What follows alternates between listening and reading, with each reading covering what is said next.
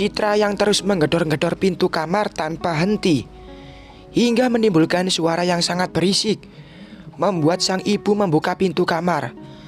Saat pintu dibuka, Citra langsung berlutut dan memeluk kaki ibunya, memohon agar dia bisa dilepaskan sehingga dia bisa kembali bertemu dengan Seno. Sang ayah yang berdiri tak jauh dari depan pintu kamar sangat marah melihat permohonan Citra. Akhirnya ayahnya memutuskan untuk mengirim Citra ke kampung halaman neneknya yang ada di pedalaman. Ayahnya Citra memanggil Dini untuk ikut bergabung di kamar tempat Citra dikurung. Setelah mereka semua berkumpul, ayahnya Citra langsung menyampaikan niatnya untuk mengirim Citra ke kampung halaman neneknya. Citra menggeleng tanda tak setuju, tapi keputusan ayahnya tidak bisa diganggu-gugat. Akhirnya Citra hanya pasrah. Dia tak lagi melawan, karena semuanya akan sia-sia saja. Setelah itu, mereka semua langsung berkemas untuk pergi mengantar Citra ke kampung halaman neneknya. Citra yang melihat Dini dan ibunya berkemas hanya bisa menangis sambil memegang perutnya. Dia tak menyangka jika akhirnya dia akan melahirkan anak tanpa suami dan juga anaknya tak akan memiliki ayah. Citra pun memberanikan diri untuk meminta izin agar dia bisa menghubungi Seno untuk yang terakhir kalinya. Ayahnya hanya diam dan tak merespon, tapi ibunya mengiyakan. Setelah mendapat izin dari sang ibu, Citra langsung meminta tasnya dan mengambil HP di dalamnya, lalu menghubungi Seno. Seno yang sedang duduk termenung di dalam kamar hotel kaget dengan bunyi HP-nya. Begitu diangkat dan dilihatnya, ternyata yang menelpon adalah Citra. Senyum pun langsung terukir di wajahnya. Ada rasa bahagia yang luar biasa. "Iya sayang, kamu baik-baik aja kan?" Seno langsung bertanya, begitu menjawab telepon dari Citra. "Aku baik-baik saja mas. Keadaan kamu gimana?" "Aku juga baik-baik saja. Apalagi setelah mendapat telepon dari kamu, aku menjadi lebih baik lagi." "Kamu tenang saja. Besok pagi aku akan langsung ke situ. Aku akan bicara baik-baik dengan orang tuamu agar mereka bisa menerima kita," lanjut Seno. Ketika Citra hanya diam dan hanya terdengar suara tangisnya. "Jaga dirimu baik-baik mas.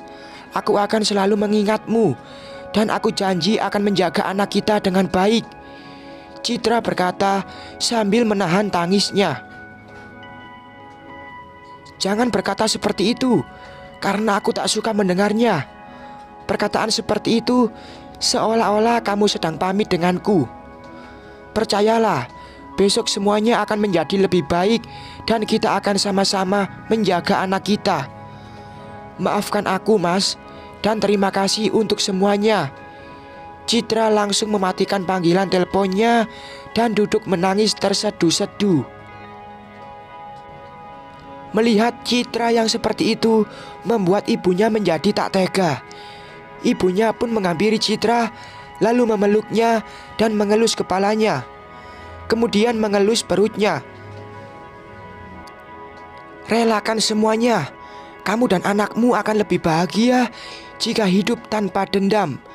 Apa kamu mau jika dendam ini tak akan pernah berakhir dan akan berkelanjut hingga anakmu? Bagaimana jika calon anakmu ini nantinya adalah seorang anak perempuan?" Ibunya memandang lekat ke arah Citra. Citra hanya mampu memeluk ibunya dan menangis. Bagaimanapun Citra tak mau untuk merelakan semuanya dan melupakan dendamnya. Citra sudah siap untuk pergi dan memulai hidup baru di kampung halaman neneknya, tapi tidak untuk meninggalkan dendamnya. Citra berjanji di dalam hati, dia akan kembali lagi setelah hati ayahnya melunak dan tak akan dibiarkannya Wanda merasa menang. Di sana Citra akan tinggal dengan seorang janda tanpa anak yang selama ini menjaga rumah tua neneknya itu. Keluarga Citra berangkat saat masih subuh karena perjalanan yang cukup jauh. Mereka tiba saat hari sudah siang. Mereka disambut oleh Mbok Jum dengan senang hati. Lalu Mbok Jum menyiapkan makan siang dan mereka makan bersama.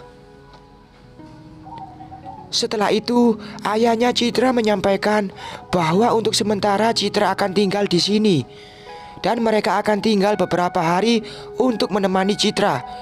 Kemudian mereka akan kembali. Mbok Jum pun menyambut dengan senang karena nantinya dia akan memiliki teman.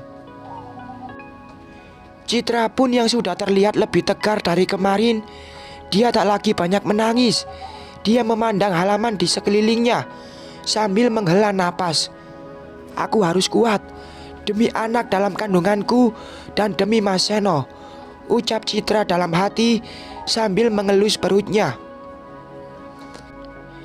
Seno yang dari pagi duduk di teras rumah Citra merasa frustasi karena hingga sore menjelang tak ada satupun orang rumah yang muncul.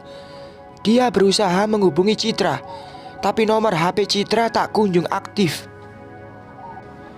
Maaf Pak, tapi Bapak ini siapa ya? Dan ada perlu apa? Saya lihat Bapak sudah dari pagi duduk di sini. Seno dikagetkan dengan suara seorang wanita yang bertanya padanya. Ah, iya Bu. Perkenalkan, saya Seno. Saya memang ada perlu dengan keluarga Citra di rumah ini. Tapi kok rumah mereka kosong?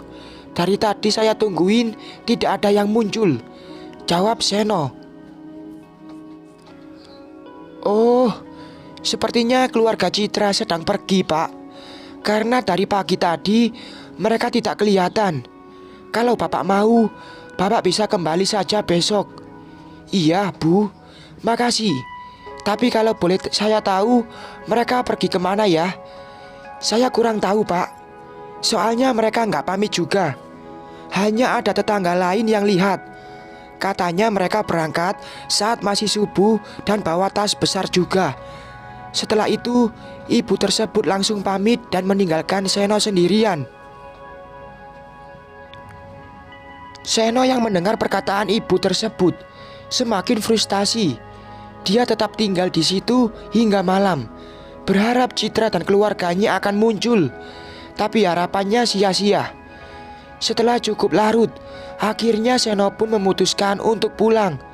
Akan tetapi, Seno tak pulang ke rumah, melainkan ke hotel. Bersambung.